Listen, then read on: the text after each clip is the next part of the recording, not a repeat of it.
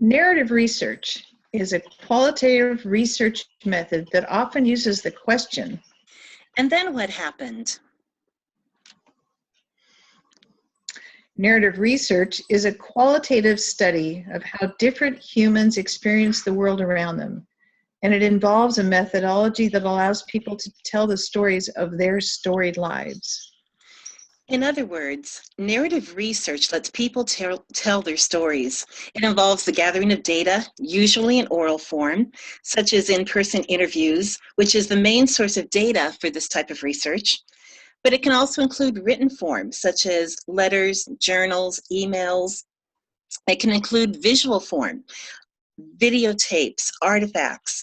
All of those things together help the researcher tell the story of an individual, or in some cases, of individuals. Educational narrative research methods use a qualitative approach to focus on increasing understanding of issues that are related to teaching or learning by recounting the stories of teachers and/or students. They can be considered real-world measures that are appropriate when investigating real-life problems. This is done by telling and retelling the firsthand experiences of somebody who is directly related to the focus or the purpose of the study. Rather than tell the story of an individual's entire life, educational narrative research will usually focus on a single event or a single episode in that person's life, with the purpose of helping us better understand the real world of the classroom or of different educational issues.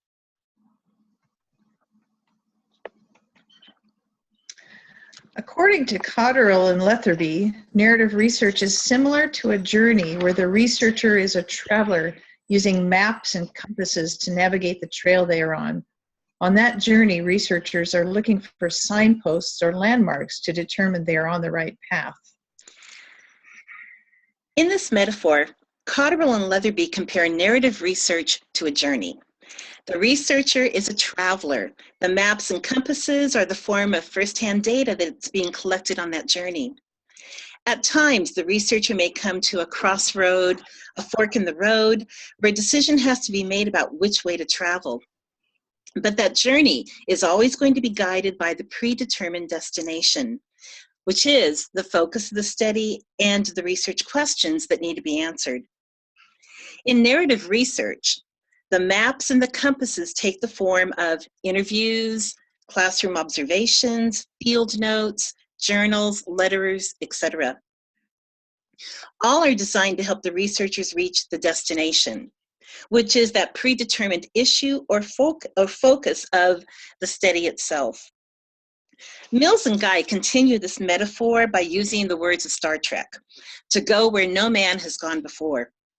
According to them, the narrative researcher is almost like a pioneer who is traveling with the participant as they tell the story. The role of the researcher in narrative research is to collect data about an individual's life, and in a collaborative process between the researcher and the research subjects, writes a narrative retelling of the events. The relationship between the researcher and the research subject must be one characterized by trust, respect, and equality regarding voice. In this form of research, the researcher is very closely connected to the research subject. They work collaboratively with the study participants to collect firsthand data. Because of the nature of this type of study and the collaboration that exists between the researcher and the research subject, that happens continually throughout the study. That relationship needs to be built on trust, respect, and equality. This is especially true in regards to the voice of the narrative. Though there is going to be a certain amount of interpretation that the researcher will do with the data, the voice of the subject must be preserved in order to maintain the integrity of the study.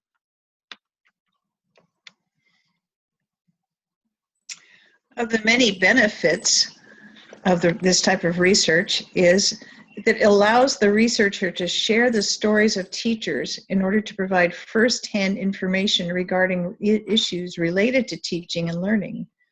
It provides researchers with the opportunity to investigate and validate the educator's voice concerning important educational debates. And it provides insights and understandings about challenging educational issues. The use of narrative research has really grown over the last 15 to 20 years. Most of that growth is due to the rise in empowering teachers and validating their voice in educational issues. In other words, in letting them be heard. Rather than focusing solely on research methods that only provide quantitative data, like test scores and things like that, narrative research allows the voices of teachers and students to be heard.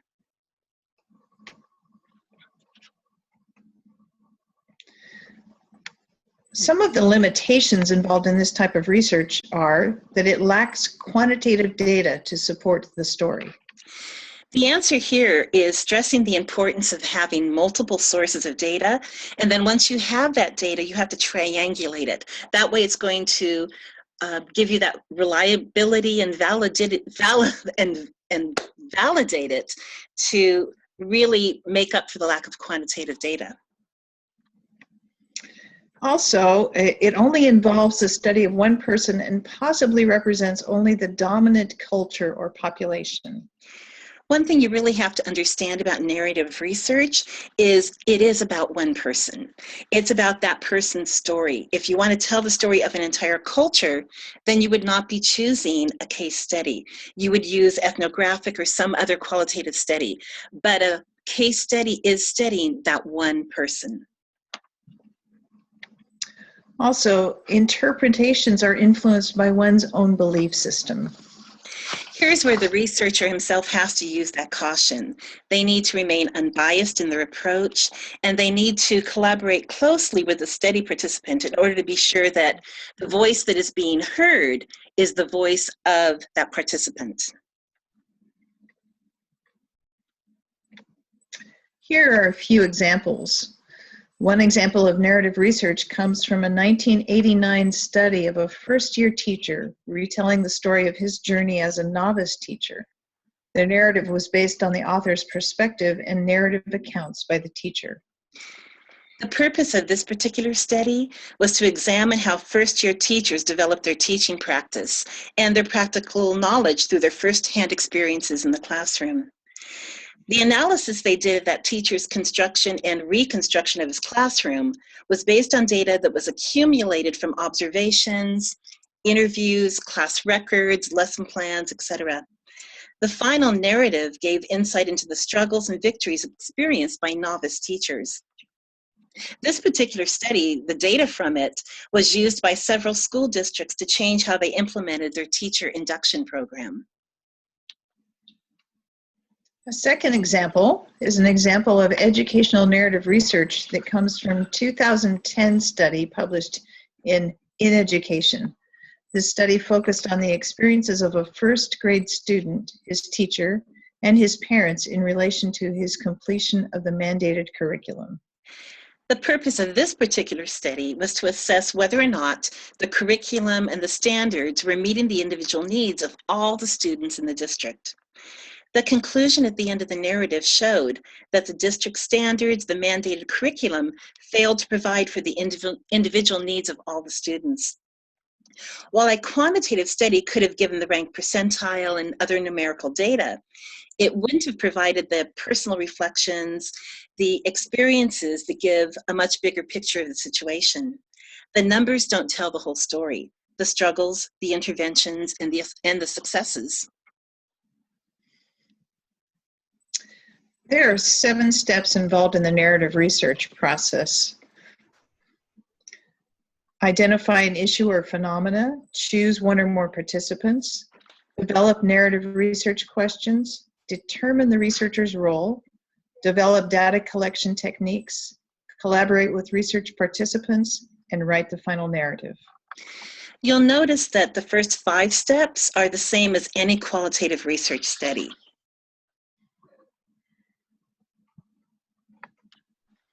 Step 1, identify an issue or phenomena to explore. Identifying the issue or phenomena that is to be studied provides the purpose or the focus of the study. Step 2 is to choose one or more participants to study. Find an individual or individuals who can help you explore the issue or phenomena you have chosen. If you look at these carefully, you'll notice that the first two steps, as in any study, whether it be quantitative or qualitative, must be considered carefully, since they are going to drive the study and often determine whether or not that study will be successful.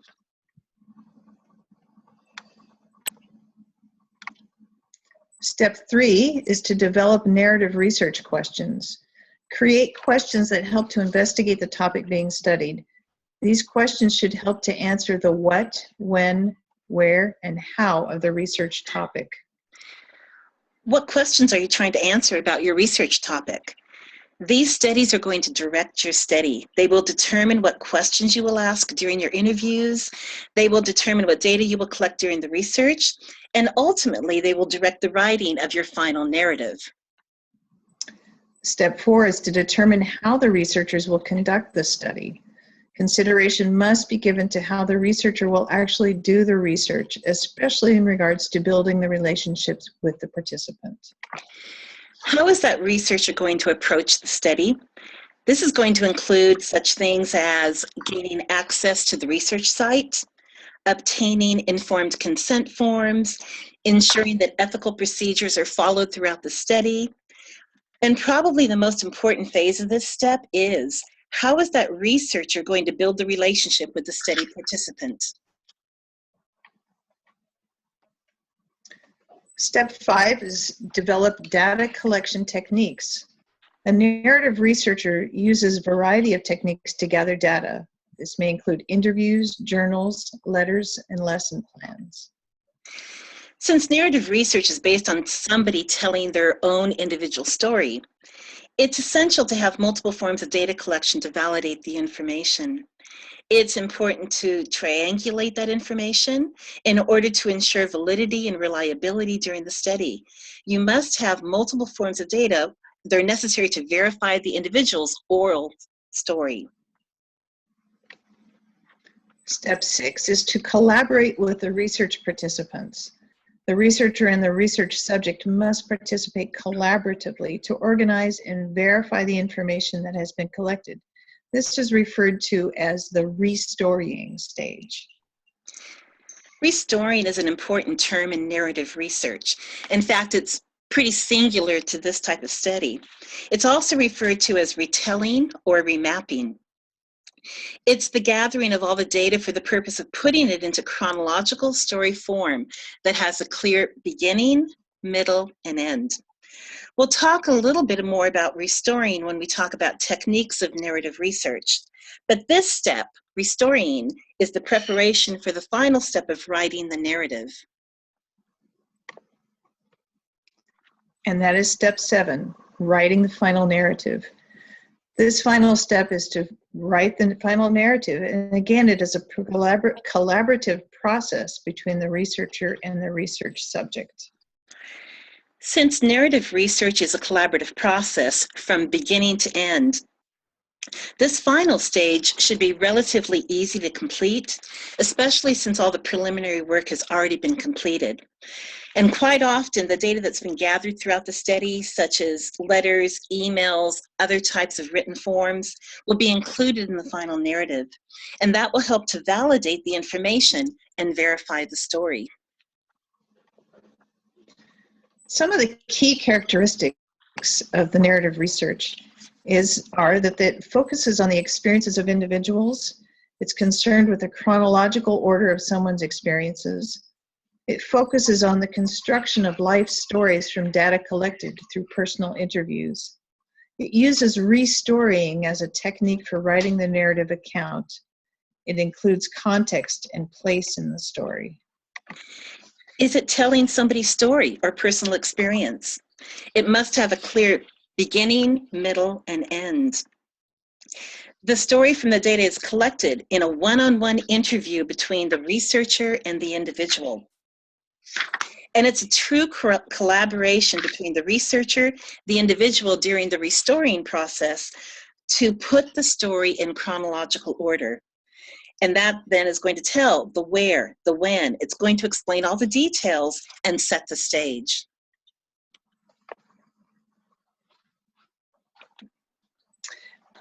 Two more of the key characteristics are that it involves a collaboration between the researcher and the participants in the writing of the final narrative. And it's constructed around the question, and then what happened? In step 6, it's truly, again, a collaboration, and that's a key term in narrative research. Since this method requires a close working relationship between researcher and participant, Mills and Guy say if you are a person who does not interact well with others, narrative research is not for you. In other words, if you're not a people person, you should not choose this type of research.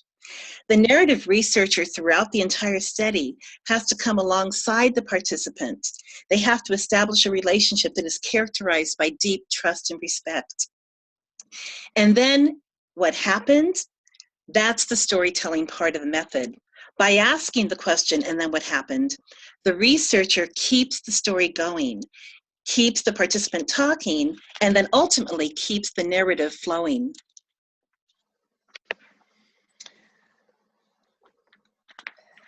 In terms of techniques in the narrative research process, there are a number of data collection techniques that are unique to the narrative research. Restoring is the step during which the data that has been accumulated is analyzed for key elements of the story. These elements will include time, place, and plot. Once the data is verified, the information will be placed in chronological order in narrative form. This restoring step actually has 4 stages to it. In the first step, the researcher does the interview, collects the raw data in written form, and then they're going to take that data, they're going to transcribe it, they're going to condense it, they're going to annotate it, they're going to make their notes on it. Thirdly, they're going to organize the story into chronological order with that clear beginning and middle and end that we've already talked about. And then in the final step, the researcher is going to go back to that participant and collaborate with them once again to talk about that beginning, middle, end. Is it accurate? Is it in the right order? Also included in techniques is the oral history. And an important part of gathering data is to have the participants share their story. This could be in a structured interview with set questions or in an open-ended interview where the participant tells their story. There are also artifacts. The researcher can use items such as yearbooks, bulletin boards, newspaper clippings to help tell the story. Finally, there's letters and email writing. These can serve as an ongoing record of the research and provide a written record of the communication. While restoring is probably the most distinctive of the narrative research techniques, these are the other techniques that are used: oral history, gathering of artifacts, letter or email writing. There are many others besides these data sources that include such things as lesson plans, newsletters, philosophy statements. Any of those can be brought together to help create that overall picture of the classroom and the topic being studied. As with any research topic, there are ethical issues to be considered. Since researchers rely heavily on participant stories, they must be aware of potential problems with distorted or false stories.